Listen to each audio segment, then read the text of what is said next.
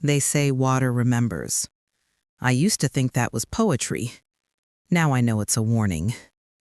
It was Labor Day weekend when everything changed. The kind of Michigan summer that clings to the air even in September. Sunlight sharp on the lake, cicadas singing like they're trying to hold back the cold. My daughter, Emily, had been married 2 years. Her husband, Ryan, came from a proud family. Too proud, if you ask me. The kind that measured kindness by money and decency by how quiet you stayed when they disrespected you. Ryan, the parents, owned a lake house north of Traverse City. Family weekend, they called it. A gathering of people who smiled too wide and hugged too tight. If you're watching this, tell me in the comments. Have you ever walked into a room where the smiles felt rehearsed? Because that's how it felt the moment we arrived. The house looked like a postcard. Cedar siding, white deck chairs, the water glass smooth. But underneath that perfection was something meaner. At dinner, Ryan poured wine and said, "To family, and to teaching the young ones how to behave." Everyone laughed except Emily and me. I watched my daughter. She smiled small, the kind you practice in the mirror when you don't want to ruin the peace. Her wrist still carried faint bruises from where a door had accidentally closed too hard. She told me that weeks ago, and I pretended to believe her. My brother James had called me the night before we left. "You sure you want to go?" he asked, voice steady as ever. "Just a weekend," I told him. "I'll keep an eye out." He paused. "Keep your phone on. Sometimes bad weather doesn't look like bad weather." He was right. But the storm I needed to fear wasn't in the sky. The first 2 days were uneasy but calm. Fishing, family photos, grilled dinners. Ryan kept up his charm routine, his mother doting on him like a sainted child. But by the third night, something in the air shifted. It started small. A snide comment, a tone too sharp, a laugh that lingered too long after Emily spoke. His sister whispered something to their cousin, eyes on Emily's dress. Ryan's mother asked if city girls ever learn how to swim properly. Emily's hand tightened on her wine glass. She didn't answer. She didn't have to. I saw the hurt in her eyes. I wanted to leave that night, but Emily, sweet, loyal Emily, said, "It's just a few more days, Mom. Let's not make it worse." If you're still here, hit the heart if you've ever stayed quiet to keep peace that someone else kept breaking. The next morning, I woke to shouting by the dock. Ryan and Emily, voices rising, splintering across the water. By the time I reached the porch, they were surrounded. His parents, his sister, all standing close, too close. His father said, "She's always dramatic." And then Ryan turned to his mother and muttered, "She can't even swim." Before I could move, a splash broke the air. It didn't sound like an accident. It sounded like a secret being buried. I screamed her name, "Emily!" and ran, my shoes slipping on wet boards. For a few seconds, I saw nothing. Then bubbles, movement, a flash of her hand before the lake swallowed it. Ryan's family froze. Not one of them moved. They just stared. I jumped. The cold bit like knives. Water filled my ears, my eyes, my mouth, until I felt her arm. I pulled, kicked, clawed at the surface. Hands grabbed us from the dock. Not theirs. A fisherman from down the road had seen. We got her out. She coughed, alive but shaking. And that was when Ryan's mother said, "See, she's fine. Just a scare." If you've ever seen someone pretend tragedy didn't just happen, you know the kind of silence that follows. It's the sound of evil trying to sound reasonable. The sheriff arrived within an hour.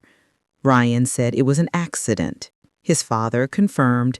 His sister nodded like she'd rehearsed it. Emily was too shaken to speak. And me? They called me emotional. They said I'd misinterpreted what I saw. The sheriff wrote it all down, eyes tired, and said, "It's her word against 6 others." I knew right then, justice wouldn't come from the law. It would come from James. That night, I sent him a message.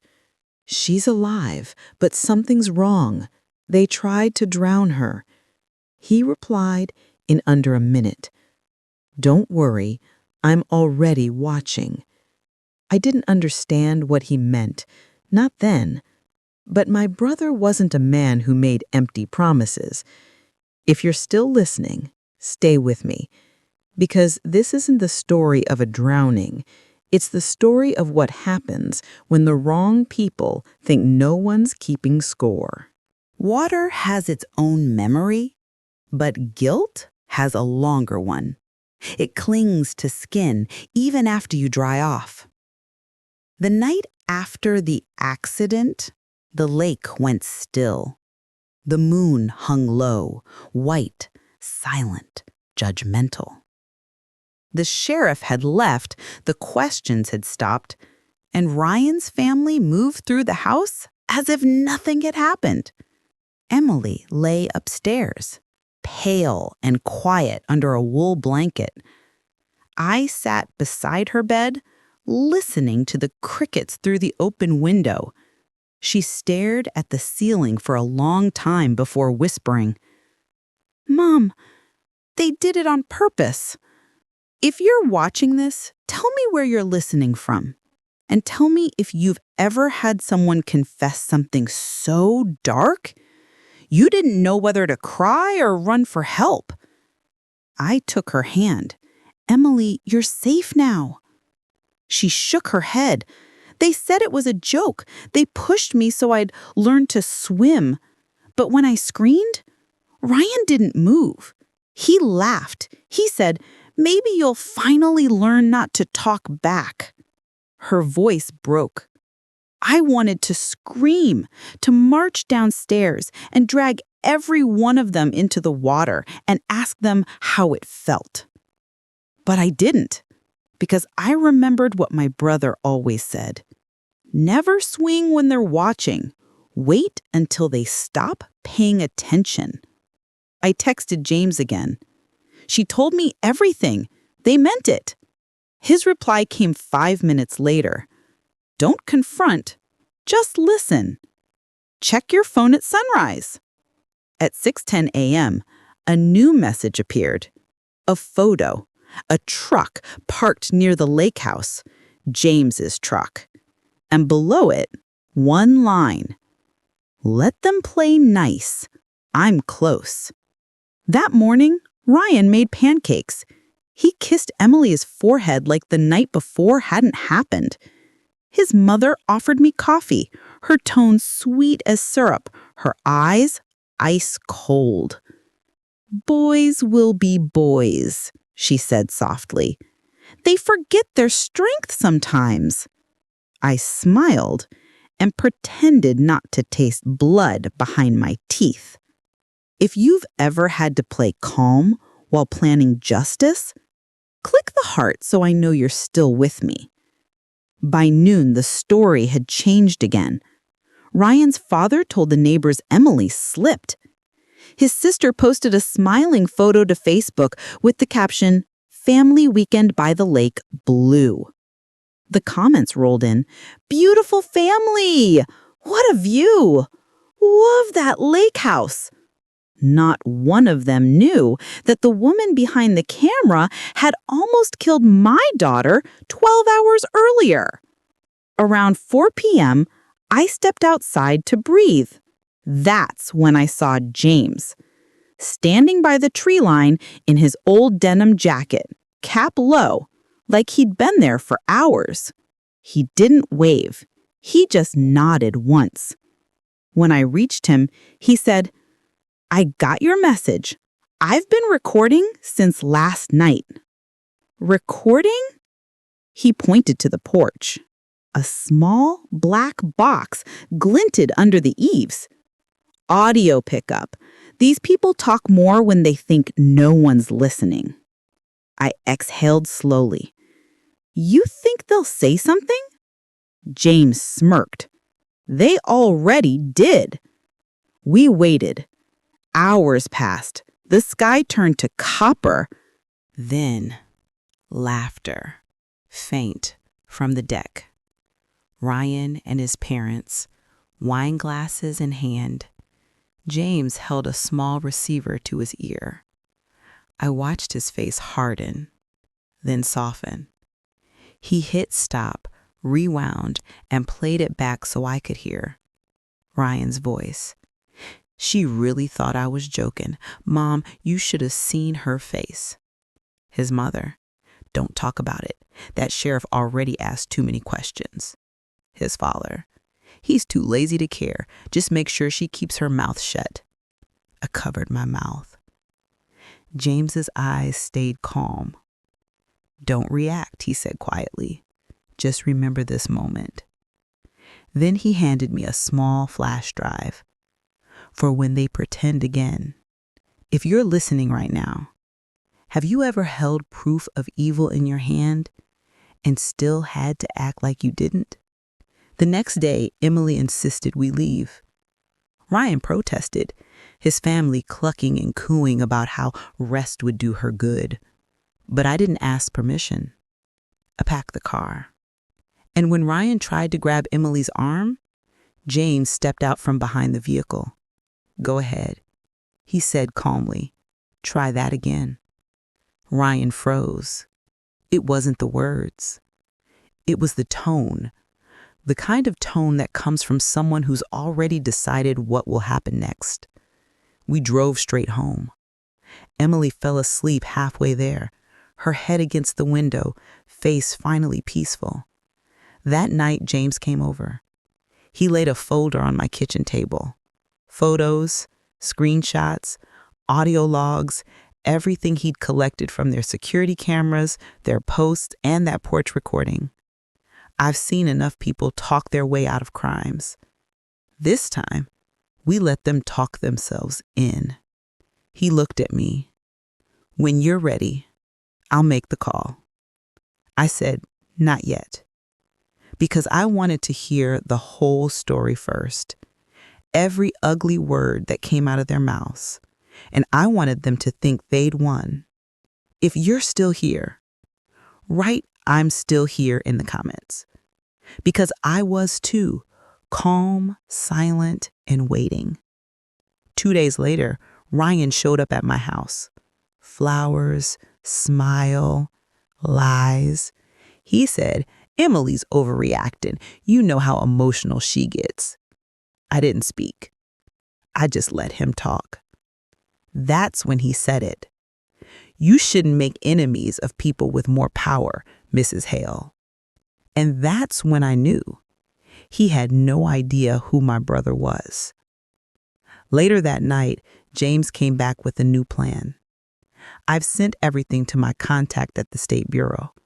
They'll need an official complaint from Emily, but they already have enough to start. I asked, and if they try to stop us? James smiled. That quiet, terrifying kind of smile that means it's already too late for them. That was the night I stopped praying for safety and started praying for truth. And if you're still listening, don't go anywhere. Because what came next wasn't just justice. It was the lake remembering what it had seen. Justice doesn't always come with sirens. Sometimes it comes in silence, with a man who doesn't raise his voice, but makes sure the truth gets loud on its own. My brother, James, had always been that way. He didn't fight. He corrected things. Growing up, he'd fix broken radios, rewire porch lights, and quietly help the sheriff trace missing tools or runaway dogs. But this time, what he was fixing wasn't a wire. It was a lie. If you're watching this, tell me where you're from. And tell me if you've ever had someone in your life who didn't talk much, but always knew what to do. 2 weeks after we left the lake house, the news cycle had moved on to other things. A boating accident, a new Merrill scandal. But for me, everything still smelled like wet wood and fear. Emily barely spoke. She'd quit her job, stopped answering calls, and started double locking every door in my house. Some nights, she woke up screaming. When I held her, she'd say, "I keep dreaming they're laughing. I keep hearing the splash." I told her, "You're safe now." But the truth was, we were both waiting for the storm to come back. One evening, James called. "Meet me at the diner. Bring Emily if she's ready." We sat in a back booth, the kind with cracked red leather seats and a humming jukebox that hadn't worked in years. James had a manila folder under his arm, and that look, calm, dangerous, collected. He slid the folder toward me.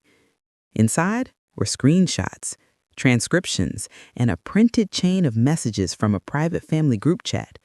Ryan's sister had accidentally posted part of a conversation publicly for 3 minutes before deleting it. James caught it, archived it, and dug deeper. One message read, "Dad says keep quiet. Sheriff's old friend, he won't dig. The girl's crazy anyway." Another from Ryan himself, "If she talks, we'll say she's suicidal. People will believe me before her mom." My throat went dry. Emily's hands trembled as she read. But James wasn't done.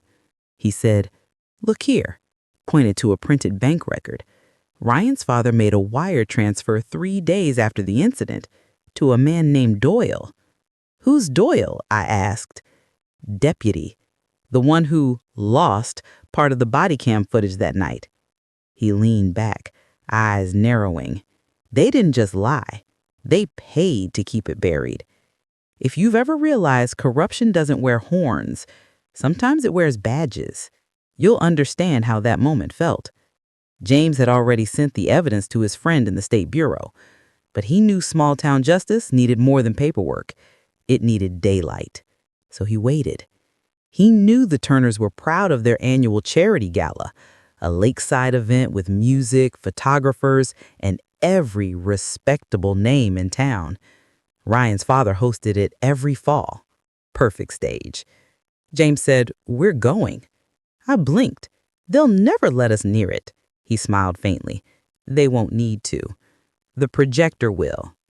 That weekend, he set up his plan with quiet precision. He borrowed a small drone from a friend in the sheriff's office, testing it for patrol coverage, he'd said. In reality, it was carrying a USB stick loaded with every recording, every message, every confession. He timed it to arrive halfway through the gala's dinner presentation when the slideshow of charity donors played across a massive outdoor screen. If you're still here, click the heart if you've ever imagined justice arriving exactly when someone thought they'd gotten away. The night of the event, Emily and I stayed in the car on the far edge of the field. The lake was calm again, its surface silver in the moonlight. James was parked closer, laptop on his knees, eyes fixed on the live feed. At 8:47 p.m., Ryan's father raised his glass on stage. "To family," he said, "and to community trust." And that's when the drone's hum drifted in, soft, almost polite, landing neatly on a beam above the crowd. The screen flickered, then changed. Instead of the Turner family logo, it showed a still frame of the lake house porch, Ryan's voice echoing across the field. "She really thought I was joking. Mom, you should have seen her face." The laughter stopped. Whispers started. People turned. Flashes from phones lit the crowd like lightning. Then another clip, Ryan's father saying, "He's too lazy to care. Just make sure she keeps her mouth shut." Gasps. Ryan's mother stood, shouting, "Turn it off!" But it was too late. James had looped it, and by the time they pulled the plug, half the town had filmed it on their phones. That night, Ryan's family went home in silence. The next morning, the recordings were everywhere. Local news, Facebook, shared in parent groups. By noon, the sheriff's office reopened the investigation. By sunset, the state police arrived at their house with warrants. Emily sat on our couch, hands over her mouth, tears streaming, but this time, not from fear. James stood by the window, watching the lake in the distance, the same calm in his eyes that he'd always had. "You did it," I whispered. He shook his head. "They did it to themselves. I just gave the truth a stage." If you're still listening, leave a comment. Have you ever seen justice come full circle, not with noise, but with silence that everyone hears? In the following weeks, Ryan's family scattered. His father resigned from the board. His mother left town quietly. Ryan was charged with attempted homicide and obstruction of justice. The sheriff stepped down too. His health, they said. But everyone knew why. The lake house was sold within a month. The new owners said it still smelt like rain. James never bragged. He never raised his voice or told anyone what he'd done. He just dropped off a USB copy of everything at the district attorney's office and went back to fixing fence posts like nothing had happened. When I asked him why he hadn't told me his full plan, he smiled. Because anger makes noise, and noise gives them warning. Silence gives them surprise. That night, we sat on the porch, Emily, James, and me, watching the moon shimmer over the water that had almost taken her. She whispered, "Do you think the lake forgives?" James said, "No, it remembers, so we don't have to." And for the first time since the storm, I slept without seeing the splash. If you're still here, thank you for listening to our story. But it isn't over yet. Because truth doesn't just punish, it teaches.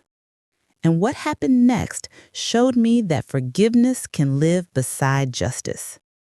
I'll tell you in the next part how Emily found her strength again, and how the same lake that almost took her became the place she finally healed. People think justice ends when the guilty are punished. It doesn't. It ends when the innocent can breathe again. It took months for Emily to find her breath. For a long time, she lived quietly. No social media, no small talk, just the slow rhythm of someone learning to feel safe again. Every morning, she'd walk by the lake near my house, the same lake that nearly ended her life. She said she needed to face it, that running would only let it keep its power. If you're watching this, tell me where you're listening from. And tell me, have you ever stood somewhere that once broke you just to prove it couldn't anymore? The trial came that spring. Ryan sat there, looking smaller than I remembered. His parents didn't come. The recordings James gathered did most of the talking. When the judge read the verdict, guilty on all counts, Emily squeezed my hand.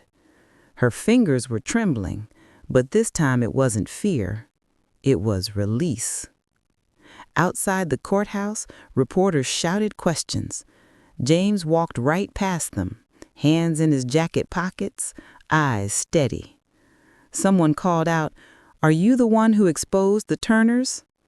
He smiled, that quiet half smile of his, and said, "I just fixed a broken wire."